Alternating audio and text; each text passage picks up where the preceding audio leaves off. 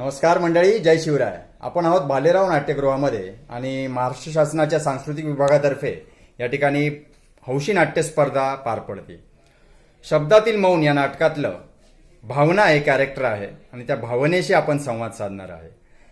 भावनाजी नमस्ते. नमस्कार. माझं नाव नम्रता आहे आणि मी शब्दातील मौन या नाटकामध्ये भावना ही कॅरेक्टर मी निभावलंय. छान. काय नेमकं भावना या कॅरेक्टर मधून तुम्ही तुमच्या महाविद्यालयीन जीवनामध्ये तुमचा स्वभाव तुमच्या भावना कशा असायच्या आणि ज्या वेळेला या नाटकाचं पाठांतर डायलॉगचं ज्या वेळेला तुम्ही तयारी सुरू केली त्यानंतर आज नाटक सादर केलं त्यानंतर तुमच्या भावनेत काय बदल झाला, काय शिकायला मिळालं या नाट्य रचनेतून? भावना ह्या कॅरेक्टरमधून मला एक समजलं की प्रत्येक शब्द प्रत्येक वाक्याला जेव्हा आपण एक भावना देतो तेव्हा ते जिवंत होतं असं मी म्हणेल.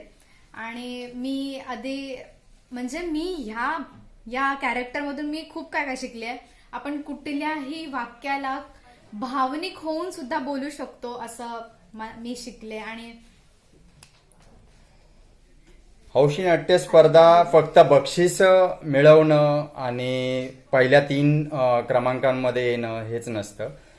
माणसाला घडवण्यासाठी देखील ही हौशी नाट्य स्पर्धा उपयोगी ठरते.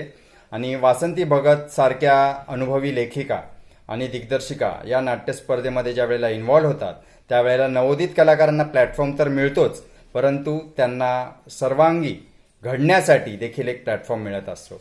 तर आपण भावनेला महत्त्व देऊया आणि भावनेच्या पुढच्या नाट्य प्रवासाला शुभेच्छा देऊया. धन्यवाद. जय शिवराय मंडळी. आपल्या नाट्य स्पर्धेच्या बाबतीत ज्या मुलाखती आहेत त्या बाबतीत आपल्या काही प्रतिक्रिया असतील तर कमेंट बॉक्समध्ये नक्की व्यक्त करा. धन्यवाद.